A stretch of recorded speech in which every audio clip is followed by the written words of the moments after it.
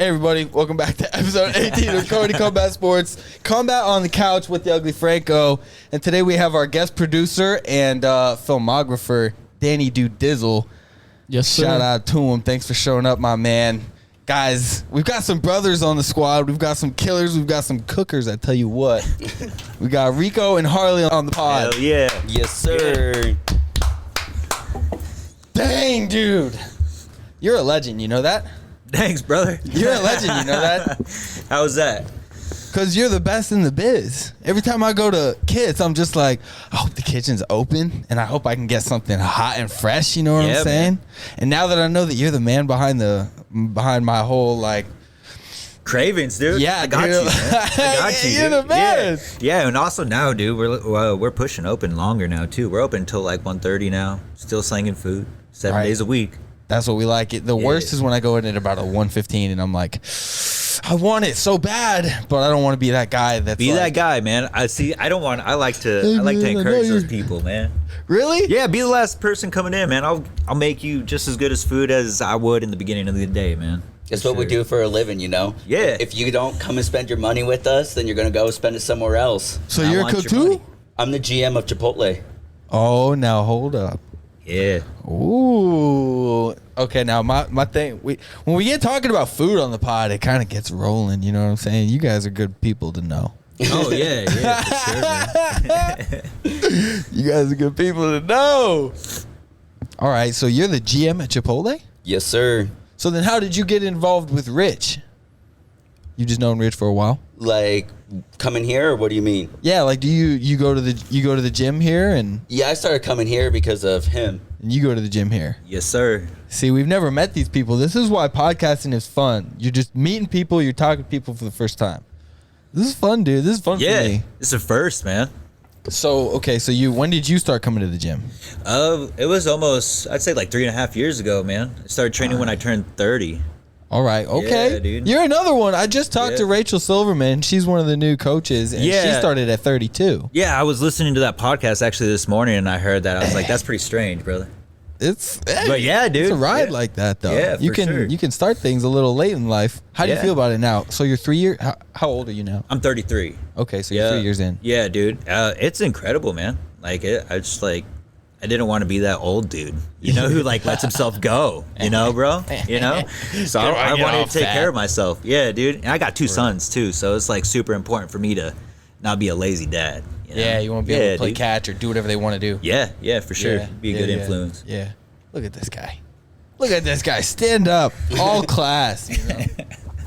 What about you? Do you have any kids or anything? I got 3 kids. My goodness. How old are you? I'm 31. All right, little brother here. So you follow the big brother to the gym. What did you think at first? What was kind of your initial reaction go to the gym? Well, like before here, I trained at Quintana Boxing for a year. Shout out to him. And then the brother was like, you gotta come check it out. And came, did the week trial, and absolutely fell in love with it. Like there's nothing that compares to the struggle that you do every day on those mats. You know, every day is a grind. Every day you earn your bread. For real. Getting choked out up there, dude. Yes, sir. Yeah. And learning how to choke people out, too. Yeah, but that comes later. You get choked out a lot, but that's all cool. Alrighty.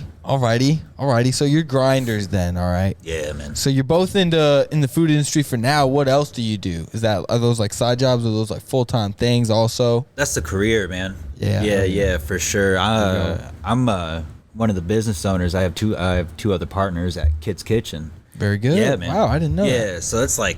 I didn't know who I was talking to. Yeah, brother. Look at this. I said you're a legend, though. So. But yeah, dude, I love cooking. I love providing for people, man. It's just like, I don't know, it's cool to do. I'm not usually used to being like someone in the front. I like being in the back and just cooking for the people, man. Yeah, dude. You're the Robin Hood. Yeah. You would be the Robin Hood. That's who you'd be.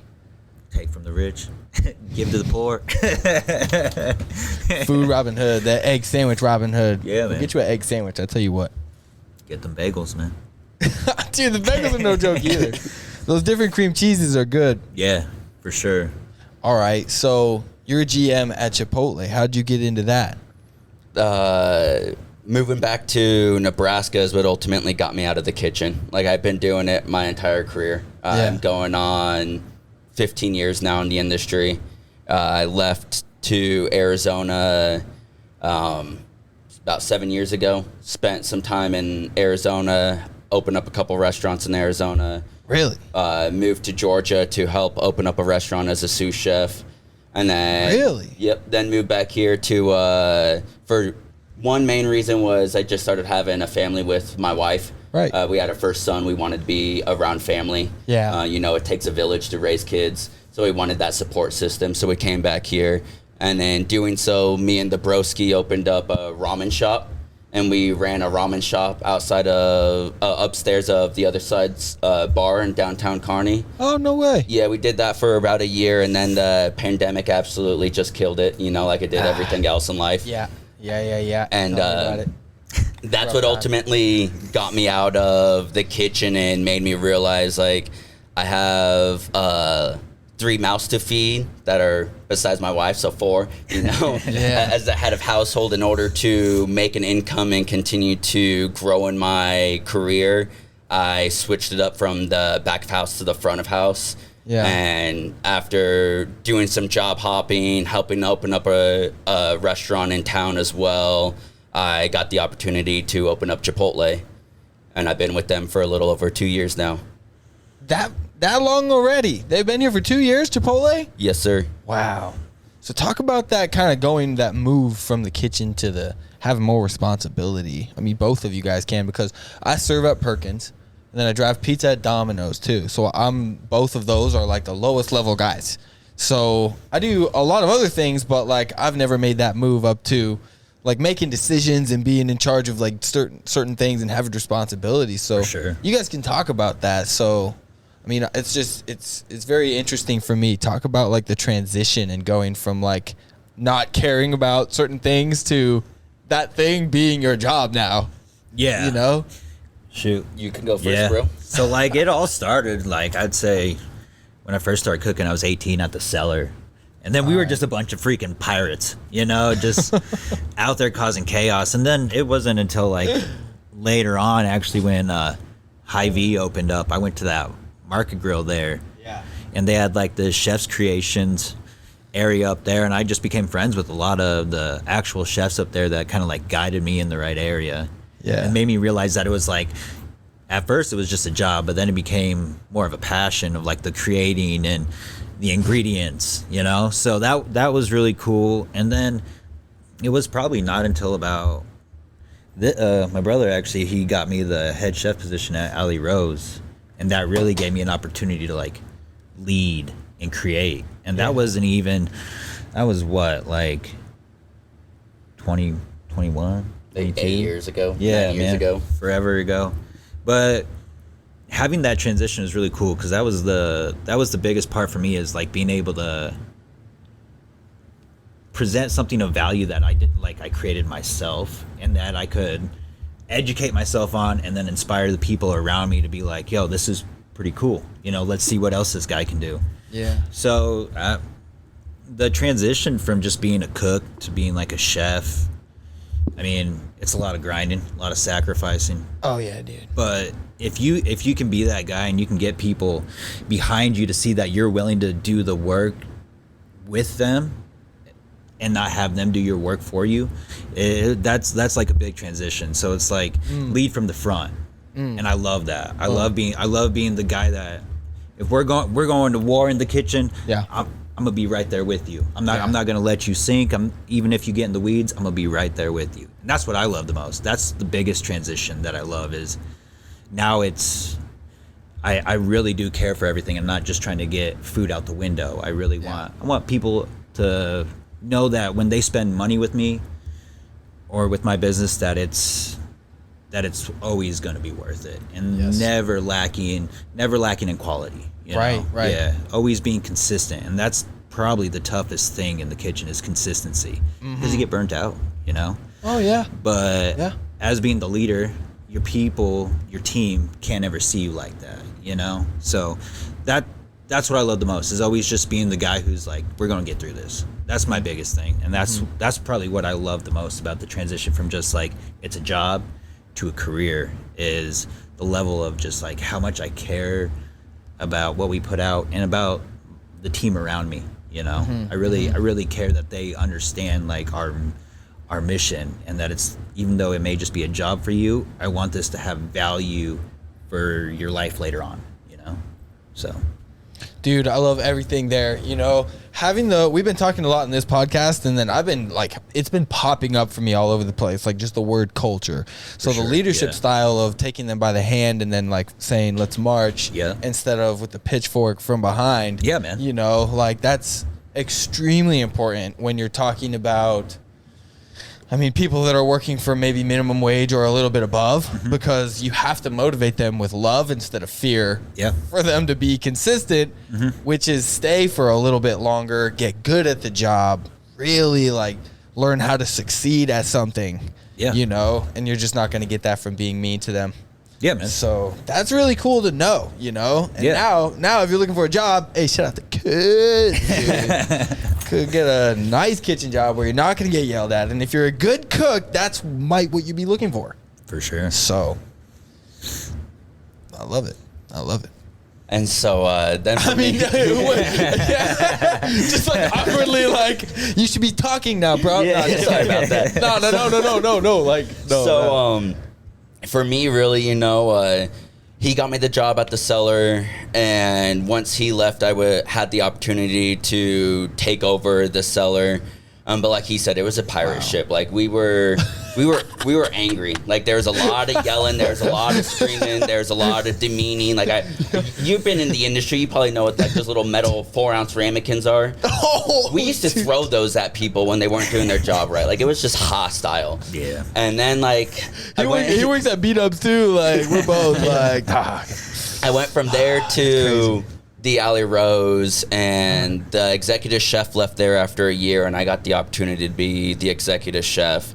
And again, just being able to create from scratch, seeing something that you're doing from scratch with your hands every single day get put onto a plate, and you may make that person's day, month, or year just by the food that they are eating. That does something for me. It puts a huge smile on my face knowing that I can have that much of an impact on someone with something that is gone after 10 minutes of them seeing it. And then after doing that for a year, I wanted to just really see what I was capable of. I felt like 6'10" and bulletproof, so to speak, and I wanted to go to a bigger city to see what I was truly capable of. Got humbled real quick. How old were you? When I left Nebraska when I was 21, almost 22 years old, and I moved to Arizona, got a lead line cook job there, and from there helped open up a restaurant in Tucson, then got the opportunity to become a sous chef, became a sous chef. Slow it down. You're going through things fast. You don't have to go through things fast on this podcast. The whole point is to get things out kind of slowly and surgically, you know what I'm saying? Deal. So go back to the first restaurant that you opened in Arizona. That was a Culinary Dropout. So I was currently working at a Culinary Dropout. And what's that? It's a gastropub. So it's what's that? It's American fare dining. So you've got your burgers, you've got your sandwiches. We had a couple steak dishes, a couple fish dishes, some pastas, salads. We had a charcuterie section. Okay. All right. It was for a 600+ seat restaurant. That's good size. That feels like a good size. Is that a good size restaurant? Yeah, it was a really good size restaurant. Like during the busy time, we would have 10 to 14 cooks on the line, like 2 to 3 per each station. Because we had our salad station, we had our saute station, we had our grill station, we had our charcuterie station, and we had our fry station. Each one had at least 2 people during the busy time, if not 3. Wow. And grinded that out for about 7 months. Got the opportunity to interview to go open up another Culinary Dropout in Tucson, Arizona as a trainer, and aced the interview. Got the opportunity to go open up the restaurant in Tucson. That was another 600+ seat restaurant. And that was really eye-opening. And, you know, what made me start to really fall in love with the restaurant and just the process of coaching and guiding people, because you're bringing in I think probably roughly 60, 70 people at least just in the back of house when we open up that restaurant, and you're teaching managing a lot of personalities. You're teaching all of these people. I think for my station I had about 10 people how to do culinary dropout that have never done culinary dropout before, that have never eaten there before. And what I mean by culinary dropout is like there's 101 ways, to cook an egg, but culinary dropout wants us to cook an egg or to cook that fish a specific way to get the certain flavor profile, texture, aroma, everything that comes into it. So it didn't matter how many different ways I could cook that egg, so to speak, before. I needed to do it the way that they wanted me to do it, and now I need to be able to coach people to do it the same way. Wow, so it's like when you're writing papers in college and you have to do it like MLA format or whatever. You have to do it the certain way that they want to be able to like move forward. When you get good at cooking that way, can you like on a resume say like I'm proficient at cooking culinary dropout? Is like that like a thing that you put on, or is that what's expected to get a certain job? Like how does it work? I've never put on a resume like I can cook a specific way. I always just put the job and the responsibility, and then make it very apparent, because you do get a lot of cooks that bring their baggage, good and bad, from other restaurants think that they're going to now change the ways that you do things at your restaurant because that's how they did it at the old restaurant. Right. And anybody that does business, just you're laughing. Everybody has some guy that they get on and they bring him in and they think he's going to help us a lot, and then he wants to do it his old way. Switch. Yeah, dude. Yeah, no, it's a rough time. That's not what you can do. And like I've always made it very apparent and known that I will take my previous knowledge and skills and apply it to the new job at hand, but I am wholeheartedly dedicated to doing it the way that they want me to do it, because again, there's a reason why they want me to do it the way that they want me to. Right. That's a hard thing to understand, though, even as an employee with responsibility. It's just a hard human thing to see, like, there is a bigger plan. I should do it the way, like, follow the rules. Yep. And especially when you're with a restaurant group that has multiple locations, like they want the same dining experience at every single one of their locations. So the food better taste the same at every single one of their locations. And the only way that's going to be possible is if everyone does it their way. Yeah. Not the Rico way, not the Harley way, not the Uglee Franco way. I got this special spice, man. I swear. Yeah. And that's what a lot of people do. And it kills a lot of people from being able to progress as much as they could or should be able to, just because they're not willing to forget the old ways and learn their new ways. They feel like they've already earned their bread, but in this industry, you earn your bread every day. Yeah. So how did you earn your bread? How did you get to these positions of responsibility? Maybe at those early ages, like 19, 20, 21, as you're like making moves and like kind of like, I mean, that's when I was really like struggling. Like I was doing man thing, like kind of like growing into like the man part of who I was going to be, but you're just making mistakes. Like for me, I was just making mistakes. For sure, man. But like for me, it was good or bad sacrifice and everything. Yeah. Like there wasn't a single thing that I was willing to do coming up in the industry to get ahead, whether that mean miss birthdays, Christmases, anniversaries, weddings, like whatever it took to get me ahead, I was gonna do. That mean always being on call and like, oh, it's my day off, but I'm expected to be called, or oh, I don't work tonight. But if someone calls me in, like I'm not even gonna worry about making plans, because if they call me, I have to go in, because that's going to just show them that I want it. I am hungry for it. I am willing to do whatever it takes to get to that next level. The easiest way to become in that next role is to act that part before you get that part. Like if you want to be a sous chef, if you want to be assistant general manager, the general manager, you've got to make the current sous chef, assistant general manager, or general manager's life as easy as possible, and start taking on their roles before you actually get that role. Oh yeah, what do they say? I mean, dress for the job that you want, not the job that you're applying for, right? Yeah. Yes, sir. So you show up in the suit even though you're going to be a cook. So you show up in the sous chef hat, even though you got like the littler hat. You know what I'm saying? Yep. However it goes in the kitchen, but it's important. It's like, and it's really hard to like kind of like get over your ego a little bit because you're like, you feel this responsibility out of nowhere. You're like, oh, I can do more. I should be that. Okay, how do I do that? And then maybe you get there, and then you have like that. Oh, I'm fake. How did I get here? I don't know what I'm doing. You have a bad day. Yep. You mess up a million over easy eggs in one day, and you're just like, I can't cook over easy eggs. All right, okay, I quit. You know, or something. Have bad days, man. Yeah, bad days. Yeah. And getting over that ego and then being able to come back and deal with it and deal with yourself is like pretty rough, though. Yeah, pretty rough. For sure, man. But it's rewarding when you push through that. Yep.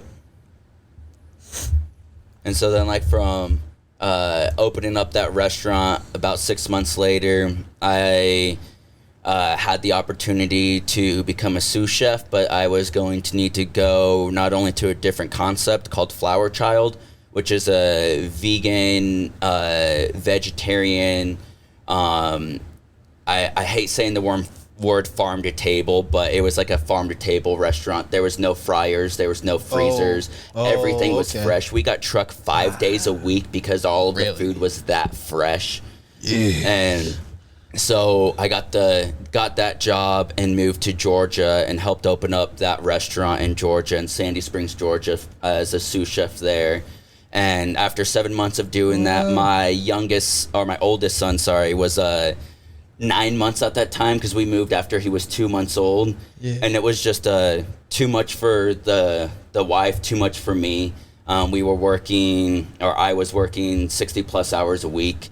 You know, we only had one car. The wife didn't have any support besides me. You know, so she was stuck at home all day, every day by herself while I am cooking. Yeah. And like, just emotionally and mentally between the two of us reached a breaking point of something had to change. And so we packed up our bags, came back to Kearney, you know, because we knew we had a support system. I knew I was going to be able to get a job anywhere. You know, that's the great thing about the restaurant industry. You can get a job anywhere. And as soon as I came back, started planning with this guy right here about how are we going to open up a restaurant. And you said you're sick of it. Yeah. Yeah, we don't want to listen to anybody anymore. It sucks. We just had a vision, man. We wanted to do things like being in Nebraska. We wanted everything to come from here. Yeah. We have the agriculture. We have the livestock. You know, it just didn't feel like Nebraska, and especially in Kearney, it didn't feel like there was a restaurant here that really represented us. Everybody's using the same distributors, you know. So we started developing relationships at the farmers market. And found Little Town Gardens, which is ran by a gal named Candy and her husband and their network of family. Shout out to them. Yeah. And then we got our pork from a farm just north of theirs, or south of their farm. It was Winchester Farms. That's where we got our pork for our ramen at. We got all of our eggs and chickens from Rockville, Nebraska.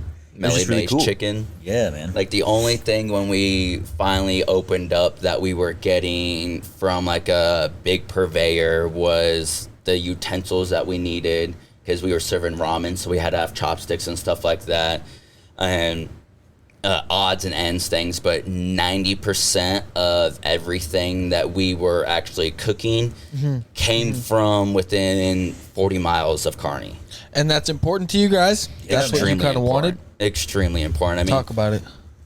That's ultimately what led me to Chipotle. But like with Culinary Dropout, the thing I loved about them and the thing I loved about Flower Child is, even though they are a big company, so to speak, they do right by who they're getting their produce from, who they're getting their proteins from, just their purveyors in general. They care just as much about what we are bringing in as what we are serving.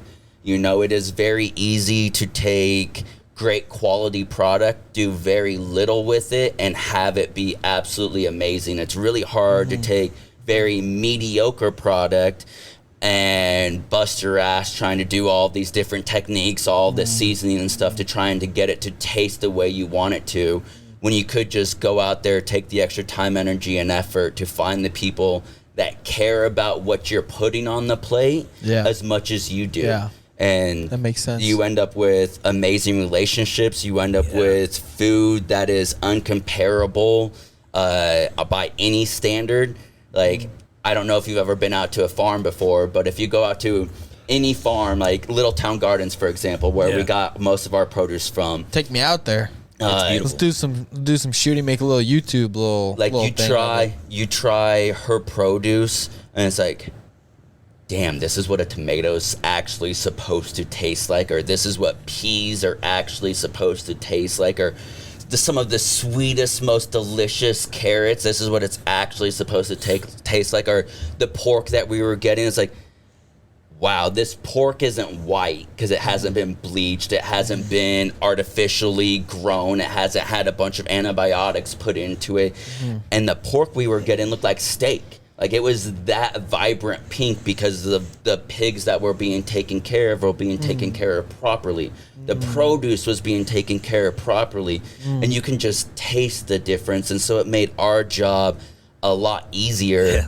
And, you know, both of us got kids, so it's very important about what we're putting in our kids' bodies. It's extremely, extremely easy, and, you know, I'm guilty of it, to go down a grocery store and buy out of the middle aisles, you know, buy all the processed bullshit. Chicken nuggets. Yep. Yeah, man. But then you feel it in your body. You feel it how you perform versus if you start shopping on the outside of the grocery stores and actually buying the real food.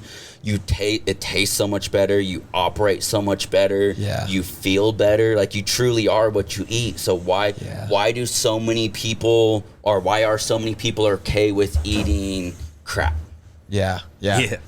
Dude, I mean, that I was raised on it, you know? Yep. Like, we were just raised here, and you go to the store and you buy the food that you like to buy. Yeah. And my mom and dad never, I mean, she always had like some sort of meat, some sort of potato, some sort of like vegetable available. But as I get older, I find out potatoes aren't very good for you. No. So it's like, I didn't like the vegetables growing up. I was eating the meat and the potatoes, and I would eat the chips and the French fries, and like all of that stuff was like my favorite.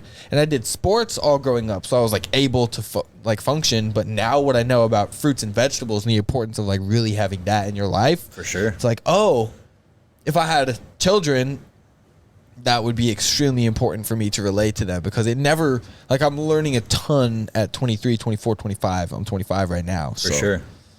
You just starting like taking after your health then, just maintaining or like paying attention to what you've been putting in your body now and everything. Oh yeah. I mean, me and Dan both been kind of on like a little mission to like eat healthier and just kind of be more like conscious about what goes in, for sure, because you literally feel it. But when you wake up and you really don't clock what you're eating, you just know, I had 3 meals yesterday and it's what I normally eat. I like to go to Cane's, you know, every once in a while I like to have some, I'll make a peanut butter and jelly sandwich, and then, you know, maybe I'll have some like stuff at night, and it's kind of like whatever stuff, you know, maybe another, like, maybe I go to dinner, get some wings or something like that, you know, like that's just like what you eat. But then when you change it completely and then notice how you feel, you want to tell more people about it. So first it was other people in my life telling me this is a good thing, and then it was me like just kind of telling like everybody that I know now, like, you need to be eating more fruits and vegetables. Yeah, man.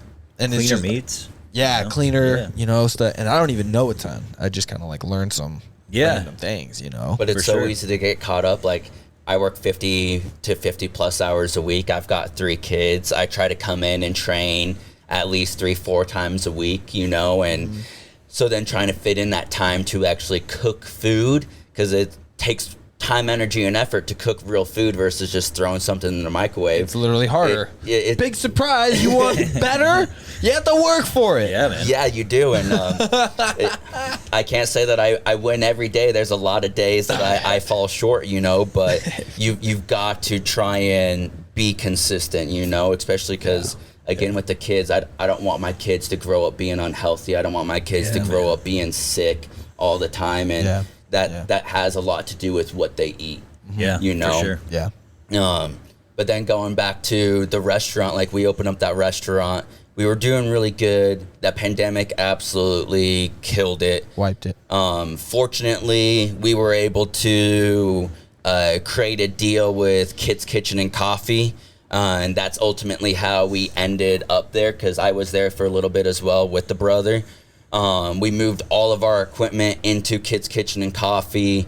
We tore down the entire back end so that way they could start remodeling it and getting the restaurant open up, because they still plan on opening up a full service restaurant in the back of the Kids Kitchen. Yeah, the north side has just as much space as the south side does. So what's going on downstairs too? Are they doing things downstairs? When that's gonna open up? Yeah. Right now, it's just the biggest pain is getting contractors. That actually want to do something that's not just cookie cutter. That they're gonna have to do a bit more custom work, and a lot of contractors don't. So like as the downstairs, eventually we want to make that more of like a study for like college kids and everything like that. Have more booths down there, a bit more privacy, so they can get their work done and whatnot. I'll be down there, a ton. And then the north side of it, we actually want to do that so we can open for like a later night dinner service, have a bar, serve some drinks. We got some stuff in the works. I can't talk about it, but we got some stuff in the works. How fast is all that kind of moving? I mean, the contractor thing, but it takes years, man. I mean, we've been working on that north side for trying to get it moving for 3 years now. Yeah, man. Yeah. So I mean, we're still working on it. We're hoping that at least by coming up this spring, summer, that we'll actually start laying some shit down. Very nice, dude. Man. That's exciting. Yeah, and we're getting staff too. We were facing a dry spell there for a while. It was hard to get people in, but now we actually got some help and some pretty ambitious people. So I mean, it's good. Just keep on looking up, You guys, anytime I go there, me and Rich go all the time. My mom loves it. Nice. I think it's it's one of the best places in Kearney to go and have a coffee, because I think Rich is the one who said it. He was like, you don't feel like you're in Kearney. Yeah. That's the whole point. We don't, like we're in the middle of this dirt pile in Kearney, Nebraska. We want to go to a nice little place, and when, besides the train being there. Yeah. That's the only thing. When you get in, you almost feel like, like maybe you're in Omaha, Lincoln, somewhere else. I feel like I just stepped into a high class place. Yeah, and that's nice, Yeah, it's nice. For sure. And the prices aren't the high class. That's the nice thing too. For sure. They're still affordable. Yeah. It's not crazy. It's a big deal, man. Yeah, dude. Yeah, it's incredible, and especially us roasting our own coffee, in house. Smells so good. Always. Smells the best, dude. Yeah, and they go through painstaking work to get the coffee that they get in, that's for sure. Yeah. By far the best coffee, best breakfast you'll ever get in town. But I ended up getting an opportunity after the pandemic shutdown was lifted. Someone reached out to me from Good Evans. They had just fired their executive chef and general manager, and were needing new management to help get that place up and running again. And had the opportunity to go be the assistant general manager there. And like I said, I spent the first 10 years of the industry in the back of house. I always had a desire to work in the front of house. I never thought I'd fall in love with it as much as I have. But I wanted to see that other end, because I figured if I was going to be the best executive chef or kitchen worker in general, I needed to know the entire aspect of how everything operated. Boom. And so I got the opportunity to go be the assistant general manager at Good Evans. About 7 months of that, after being there, I got an opportunity to open up Billy Jack's Pizza Pub as the culinary specialist and assistant general manager there. And so I helped create all of the recipes for Billy Jack's. I helped create all of their back of house standard operating procedures. I helped them with procuring all of their items from their vendors, and created their order guides, organized their entire walk-ins and dry storage, and set up everything that you needed to set up for the back of house for them. After about 6-7 months of being there, things just didn't work out, and I needed to look for something else. Yeah. And I applied at Chipotle. I never thought I would work in, I don't want to call it fast food, because we don't have an actual drive-through. We have what we call a digital make line. So you order your food online, and then you can pick it up through the drive-through. Right. And so that was one of the reasons why I was willing to look at it. Another reason why is they don't have any freezers either. Everything fresh. is all fresh. All of their I didn't know that. All of their produce is 100%. I thought Chipotle would be a piece of a bad place. I thought they'd be giving me garbage food because it's fast food. No, it's from what I'm hearing, it's completely different. It's 100% organic, non-GMO grown produce.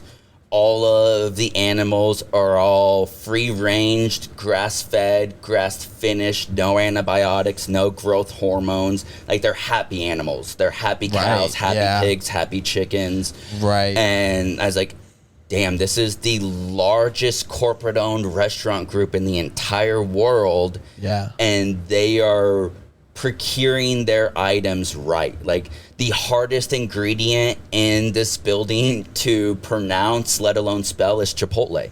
Like, there's nothing fake in the building. Chipotle is the hardest thing to spell and pronounce. There's nothing fake that we do. Everything is prepped fresh daily. If it doesn't get used up by the end of the day, 90% of what we prep that day has to be thrown away because it doesn't have an overnight shelf life per Chipotle standard. It's not that we couldn't keep it overnight and use it the next day or the day after, but the quality then that we would be serving our guests would be mediocre compared to what it is the day of. Yes. And so when I found all of that out, I was like, ooh, I got to go check this out. And so I applied just to be the assistant general manager because I had never been a general manager before. Fortunately, aced the assistant general manager interview and got moved up to the GM interviews and aced that one. And then they shipped me off to Lincoln, and I lived in the hotel for 3 months to learn how to Chipotle. Learn how to Chipotle, baby. And that's what I'm telling you. Like, I've been doing this for so long, and when I was interviewing, I use that same analogy as the egg, but usually it's salmon. Like, I can cook a salmon, 50, 60 different ways, but I need to know how you guys want me to cook the salmon. We have over 3,300 locations. I need to ensure that the food that you get at my store is going to taste the exact same as the food that you're going to get at every other Chipotle. And that's only going to happen if I learn how to Chipotle. Yeah. And so that's what I did for 3 months. Wow. And then they moved me back so I could open up this store, and been grinding it out ever since. I absolutely love it. I love every single thing about it because in that grinding it out, going through all that, you have to have so many moments of like frustration, but understanding that what you're going through right now is not going to last for forever. And the wisdom that you're going to gain, whether you use it at the Chipotle or not, that's going to just make you a better learner, a better teacher overall, if you can go through that and then actually take something from it. Yeah. Yep. And then like you said, what got me into management is like the more people I had, I guess, like oversight of or control of, the more impact I was able to have. And like with Chipotle, I'm able to have impact with my crew members and managers that I wish more managers try to do with me coming up. Like, there were so many times that, like, the reason why I moved jobs is because I was capped out. The people above me no longer wanted to continue to train me, whether it be for fear laziness or fear of me taking their job or whatever the case may be. Yeah. And, like, I'm coming from the point of, I want to make myself replaceable. If I don't make myself replaceable in my store, I'm not, one, doing my job, and two, I'm going to be stuck there forever. I don't want to be stuck as a single store operator for the rest of my life. So I need to build the people around me and get them to not only buy into the company, but to buy into me as a person, to let them know as long as they give me 110% every single day that they come in, I'll give them 120%, and I will ensure that I do everything in my power to get them to where they want, professionally or personally. Because there's some people that I have right now that just use it for schooling because we do tuition reimbursement, or use it just to be able to pay bills until they get their job that they're looking for. And like, I'm perfectly okay with that. You give me all of your time, energy, and effort, and I'll do the same. And as a matter of fact, I will help you get that next job. I will, even if it's outside of my company, I want to see people succeed. I want people's capabilities to grow. And that's only going to happen if you truly nurture them, guide them, and show them that, hey, like, I am willing to teach you. but I'm also going to call you out on your bullshit. Like, all of my managers know, every single one of my managers know that as long as they continue to try and make it to where we are the best operating Chipotle in the entire company, as close to operational excellence as possible, while helping me get to become a field leader, which is a multi-store operator, then I will do everything in my power to get them where they want to be, whether it be within the company or outside the company. And for any reason, if I'm not fulfilling my end of the bargain, call me out on it. Let me know that I am falling short. Let me know where I need to be doing better. And because you can handle it, because you know that you can handle it. That's the only way that you're going to learn, right? Oh, yeah, and you best believe I'm going to do the same for them. Like, if they're not helping me achieve where I want to go, then there's an issue. And if I'm not helping them achieve where they want to go, there's an issue. It's that mutual ground. You know, you can only climb so high by yourself, and I need people to climb up with me, because that's the only way I'm going to be able to keep growing. And you got to discuss it too. I mean, I'm sure you guys have discussed like growing together, challenging each other. You got to tell me if I'm not doing it right, bro. I don't know if I'm not doing it right, but you know, you might fight when you come and say, "Hey, you're not doing it right," because that's how it goes. Yeah, man.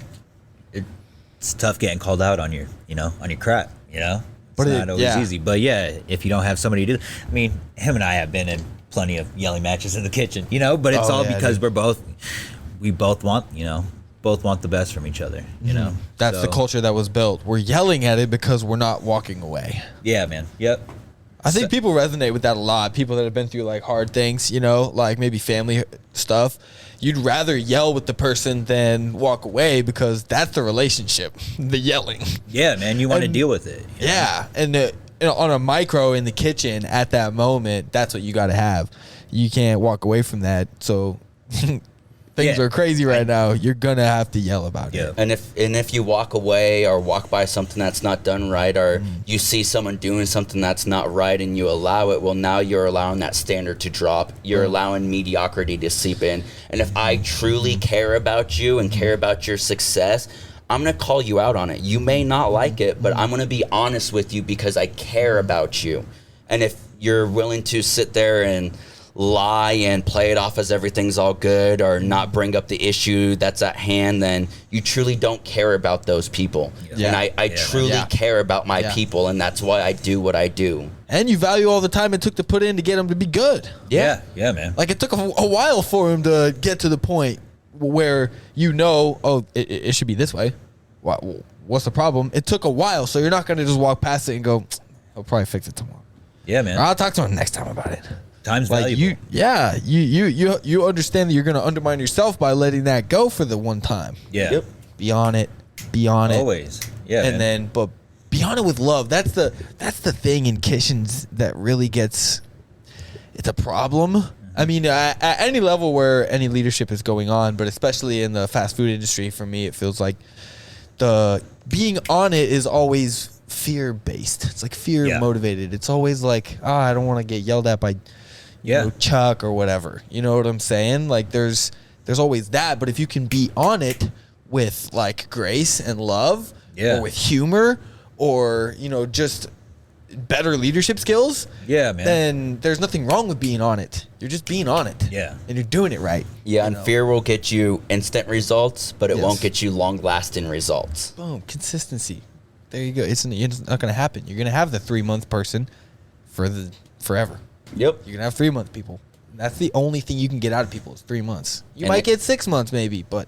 Yeah. And it costs a lot of money to bring new people in. Sure does, man. Advertising. Yeah. Training, just the training hours. Uniforms. Everything. Costs a lot of money to bring a new person in. Right? Because, I mean, I've been at the low-level job every time. I take the shirt, dude. If I don't go back, you're not getting the shirt today. And that's your $10 or whatever you cost to make the thing. $5 or whatever it is. If you're spending more than that on employee shirts, then cool. But it's rough. Tell you what, it's crazy, man. I'm not a boss. I'm not a boss in any way. I'm always this guy, and I run my own media company. So Dan's here, but he's his own boss. Nobody's in, I don't do anything where I really am responsible of people people around me directly. So this is very good information for me. Yeah, for sure, man. But valuable. Even you're willing to work 2 jobs and bust your ass there, so that way you're able to do what you're truly passionate about. So you're able to sit here with guys like us and chat with us. Oh yeah. I mean, you got to be able to afford what you want to do in life. So I want to do this. I have to work actually more than 2 jobs, but but when we do it, you just stay busy. You find ways to make money, especially when you're kind of like an entrepreneur like mindset a little bit, because you don't see like a certain job as like the one anymore. It's kind of like this is one opportunity, and then you're always fishing, right? You're always kind of like looking for like other things to do. Yeah, you just kind of like make money in certain ways.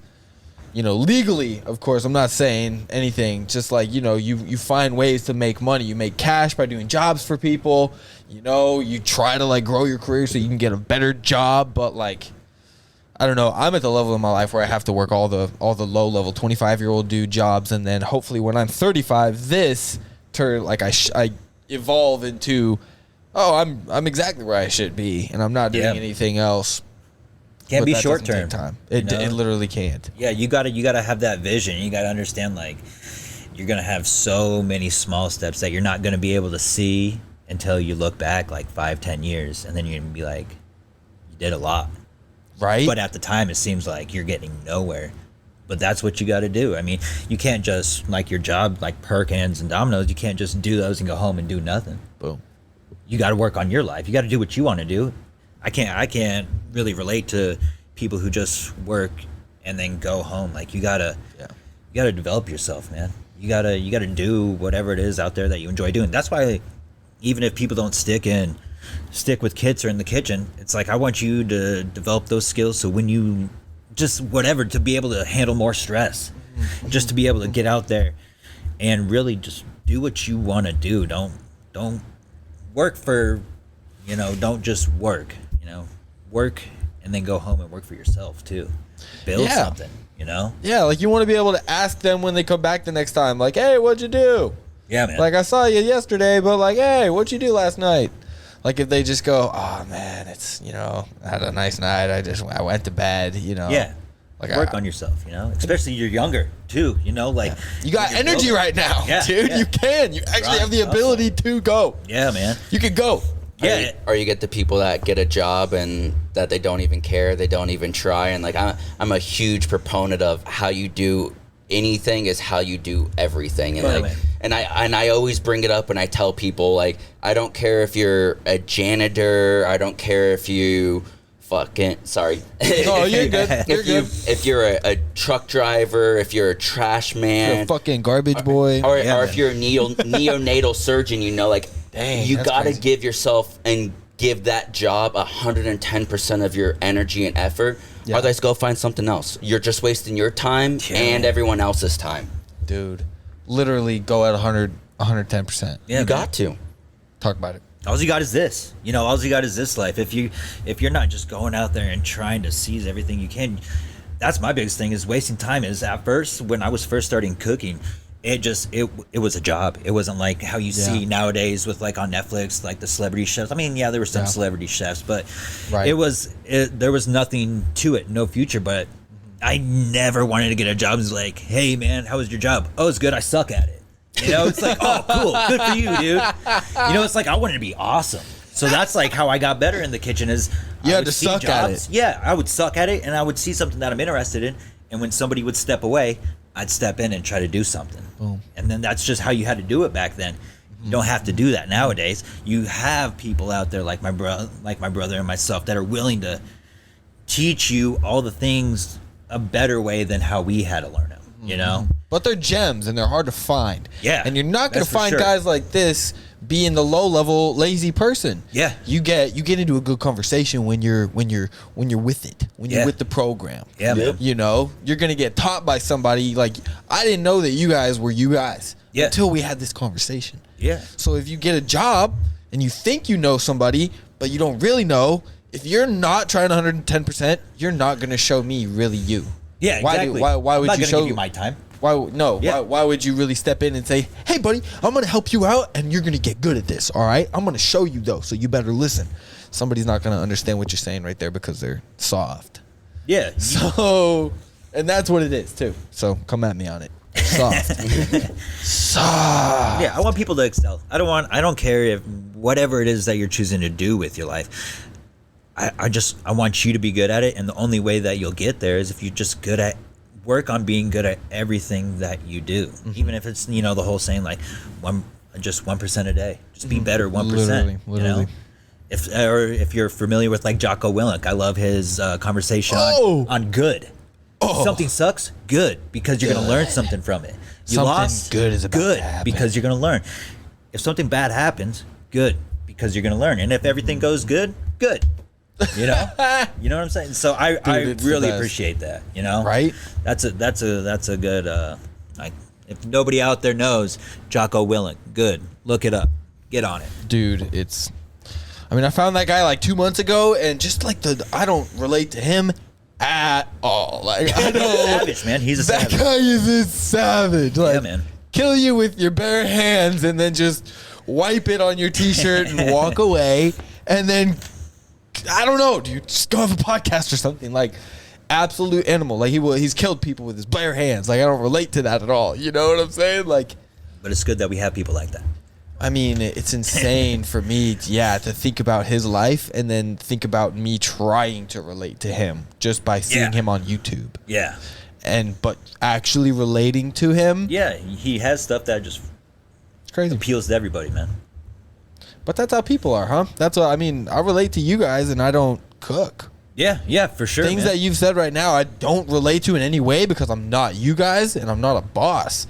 But like, I relate on a certain level. So like, I guess that's of like drive. You got a goal. You got somewhere you want to be. Yeah. And you're working on it. You're not just hoping that it gets there, Yeah. And seeing driven people, it's like an insight to how I make mine real. Yeah. I just take different things from you guys and Jocko and even younger people than me, and you just try to make that, you apply little levels of things that you learn to like your thing until you get to where there's no end destination really, huh? You just kind of get to where you're finally like, this is what I'm supposed to be doing. I'm fulfilled every day because I keep doing things that I want. It's not an end. It's never going to end. It's just... Yeah, there's no end. You gotta love that journey, though. Yeah, you gotta love the process, man. And not only love the journey, but then you also gotta do what I didn't do for the longest time, is be grateful of the milestones. Like, I'm not gonna lie. Like, every time I got that next position, I just wanted the next position. I wasn't happy. It's like, okay, now I'm the executive chef at the LA Rose. I need to be more. Like, I'm not satisfied. I shouldn't be where I'm at. I was the executive chef there when I was 21 years old and wasn't happy. Went and opened up a restaurant in Arizona. Wasn't happy. Went and became a sous chef. Still wasn't happy. Like, I just never gave myself credit of how far I have come. And I think that's something that someone that's on that journey of greatness or journey of finding themselves, they just got to be more aware of those milestones. Otherwise, it's going to be a very miserable time. Facts. Oh, dude. Yeah. You got to take your little dubs, man. Yep. You got to be happy for yourself. You have to, like... I think Daniel was actually the one who asked me on your podcast. What did you ask me, Daniel? How do you know when you're ready to take the next step? And then what did I say? Just this last one we did? Yeah, on ours. Gosh, I don't remember, to be honest. I think I said because you asked me that, like, when do you know when you're kind of ready to take the next step? And that's a good question. And I answered, sometimes you took it and you didn't know because you didn't get happy for yourself. Mm-hmm. You didn't let yourself have that moment. Yeah, for sure. You just grinding. You're just, your nose is in it every day. It's just go to sleep. Okay, wake up immediately and stress. Time to go. Time to go. Time to go. And then you get home and it's like, I am not done for today. There are so many things I need to be doing.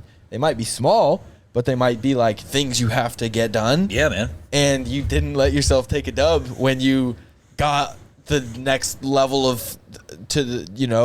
like for us, we're doing things on podcasts, so maybe we got 100 subscribers or something, and you didn't notice because you were just like working so hard. Yeah. And now you're able to get ad reads because you have 100 subscribers. Heck yeah. So you didn't know that you were able to level up. Yeah, because you were just so like, I'm not good enough. Just grinding. Yeah, dude. You're not taking your little dubs. Yep. Be happy for yourself.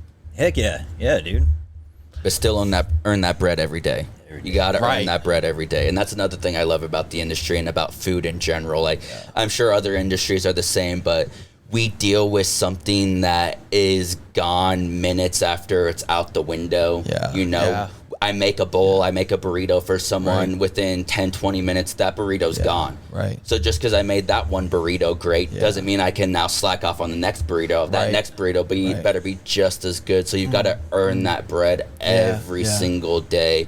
Or another way to look at it is just like embrace the suck. Yeah. And that's something that the industry taught me. I know it's taught my brother as well, and that's what I use every day upstairs on the mats. You know, it's just to embrace that suck and earn your bread every single day. It's hard to embrace that failure moment. All of those, literally like months of it. Sometimes. Oh yeah. Like you're going back the next day and you're just not good. You're just not good yet. Like you can't in any way say you're good now. You're actually bad. You're getting better. Like getting better is always, but it's not like you're good. Yeah, man. It's hard. Small steps, man. How do you embrace that suck, that failure stage? Because it could be a stage. It could be more than a couple days. I'm just not wanting to be stuck. Even though every day even though every day like it's the same thing or it's the same suck, you're only going to be stuck there is if you're not trying to put in the effort. Boom. So if you're putting in that effort, there's no way that you can stay there. You can't. But if you just keep being miserable about it and you just keep doing the same, it's like insanity is doing the same thing over again and just expecting different results. Yes. Yep. Yes, sir. That's exactly what it is. Yeah. You know? It's like, I can't remember the saying right now, but it's only a moment. And even though if it's a month, just be happy that it's not a year. You know? Everybody has to go through the suck and everybody has to struggle. Avoiding it only makes it worse, you know? So I feel like the only way too is you got to shift your mindset and understand like the only way, like Winston Churchill said, if you're going through hell, keep going, you know? Like that's what you got to do. You gotta walk through the fire, you know? You don't got a choice, because if you stay there, you're just going to keep getting burned. So you got to go. So that's it. You'll stay complacent. You'll become mediocre. That's real. You know, you'll become content with a life or a position or status that you don't deserve just because you're not willing to continue to suffer. And I mean, that's part of life. You've got to suffer. You've got to grind it out. You've got to be willing to be bad at something in order to be good. No one was good at anything the first time they ever did it. Yeah. No. Yeah. I got choked out, you know, for 3, 4, 5 months upstairs before I even started attempting to do any moves on anyone else. But my goal when I first started here was, as long as the weeks progress, I tap out less and less. I'm making progress. Like, I'm not even lying. Like, as long as I'm tapping out less and less, I'm making progress. And you know, even learning how to tap out. Some people don't know how to tap out. Yeah, that's a tough thing. That's hard to learn. That's a thing. So getting to the level where you're like, oh, I need to tap out. And then, oh, I need to tap out sooner. Oh, I need to tap out better. Oh, I don't have to tap out. You know, like that's what you want. Yeah. Crazy. But going through the, like, you're getting choked out all the time. That's hard. Oh, it's rough, extremely hard. It's demoralizing sometimes, especially, you know, we've got some killers upstairs. I got choked out in 30 seconds. We've got Hayden choked me out in 30 seconds, and my neck was sore for like 3 days. Yeah. Like, we've got a few guys I was like that right here. I was like, what did I do? rough. Yeah. that are smaller and younger than me, you know, and they're tapping me out, and it's a very humbling experience, but it's like they earned it, you know, and next time maybe I'll be able to tap them out. For real. Iron sharpens iron, you know. You've got to continue to embrace that suck and earn that bread every day. Yeah, you have to. It's good stuff, dude. That's why it's good training here. Yeah. That's what everybody here is doing. That's the purpose of everybody here. Even if it's not people training, just people who hang out, show up, hang out around the crowd. You get that energy from everybody, and it's like those kind of people are the people that you want around you. You know? Oh yeah definitely. Dude. I mean, I was attracted to this place. You know, like I I think I didn't know I was, but then the more I hang out here, it's more like, oh, this is definitely the culture that I want. I want hungry people learning how to like do things and have a lot of things going on to talk about. Yeah. You know, certain places, I mean, certain businesses in town, I'm sure I could go to and have a great time, but there are certain places that I know I'll go and talk to somebody and they don't, you know, especially I knew I wanted to get involved with like fit people that are active, people with active lifestyles, because sedentary people just don't have a lot of stimulation going on in their free time. They spend it all going to work. Yeah. And then in the free time, it's like there's like a 30% level of a person kind of like working. It feels like sometimes. Yep. Not everybody. There's a lot of people that work office jobs that get up and they go for their walk. And I see you walking around downtown. I see you when I'm going to the ATM and stuff.